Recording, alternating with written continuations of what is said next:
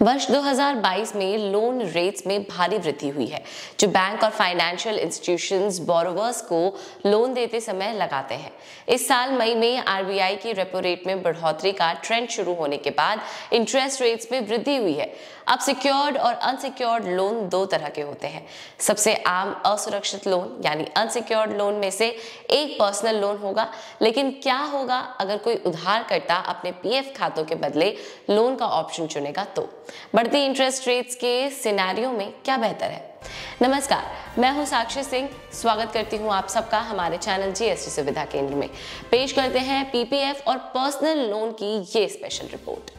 भविष्य निधि यानी PF saving account में से एक है जो भविष्य में कोई फाइनेंशियल गोल्स को पूरा करने में मदद कर सकता है। स्पेशली रिटायरमेंट के बाद सैलरीड कर्मचारी पीएफ खाते में योगदान करते हैं। आपके पीएफ खाते में पैसा निकालना क्विक और आसान है। हालांकि कोई भी इस खाते के बदले लोन का ऑप्शन चुन सकता है। किसी को भी शॉर्ट टर्म में ही किसी जरूरत के लिए अपने पीएफ खातों में पार्शियल अमाउंट निकालना अलाउड है। हालांकि अपने पीएफ खाते के बदले लोन लेने के पहले कुछ लिमिट्स को जान लेना जरूरी है। कुछ कंडीशंस हैं जो पूरा करने की भी जरूरत होती है।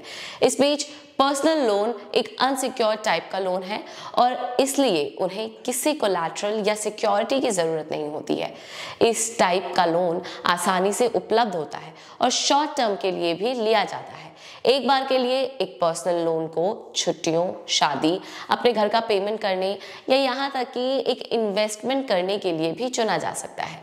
हर दूसरे लोन की तरह पर्सनल लोन का भुगतान ईएमआई के रूप में भी किया जाता है, जिसमें प्रिंसिपल अमाउंट और ब्याज दरों का एक फिक्स्ड परसेंटेज शामिल होता है, जो हर लोन देने वाले व्यक्ति अलग अलग सेट करते हैं। पर्सनल लोन के मामले में पैसा उधार लेना आसानी से उपलब्ध है, जब तक आप कुछ भी रिक्विजिट कंडीशंस जैसा अच्छा क्रेडिट स्कोर, आयु, जेंडर इत्यादि को पूरा करते हैं। तब तक फाइनेंशियल इंस्टीट्यूशंस के साथ साथ प्राइवेट कंपनियों की इच्छा भी होती है आपका लोन देने के लिए, आपका लोन को अप्लाई करने के लिए।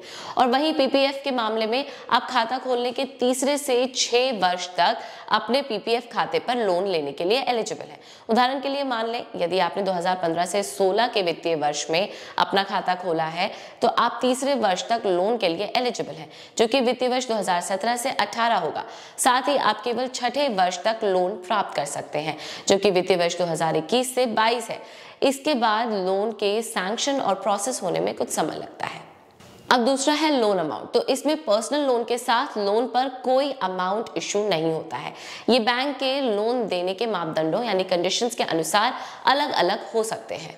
अब जहां तक पीपीएफ की बात है, स्कीम्स के नियमों के अनुसार आप जिस लोन का लाभ उठा सकते हैं वह कुल अमाउंट का 1/4 या 25% से अधिक नहीं हो सकता है, जो उस वर्ष के ठीक पहले दूसरे वर्ष के अंत में खाते में जमा किया गया था जिसमें लोन लिया गया था।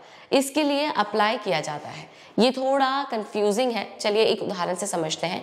मान लीजिए अगर आप वित्तीय वर्ष 2021 में लोन ले लेते हैं तो मैक्सिमम अमाउंट वित्तीय वर्ष 2019 में आपके खाते में बैलेंस्ड अमाउंट का 25% होगा। तीसरा पॉइंट है टेन्योर। बोरोवर्स 6 साल तक के लिए पर्सनल लोन ले सकते हैं, वहीं पीपीएफ पर लोन की अवधि 3 साल तक की है। अब जो हमारा अगला पॉइंट है वो है इंटरेस्ट रेट। क्योंकि पर्सनल लोन अनसिक्योर्ड होता है, इसलिए उस पर इंटरेस्ट रेट बहुत अधिक होता है। वह हर साल 10 से 20% के बीच हो सकता है। पीपीएफ के साथ लोन 1% ब्याज पर लिया जाता है।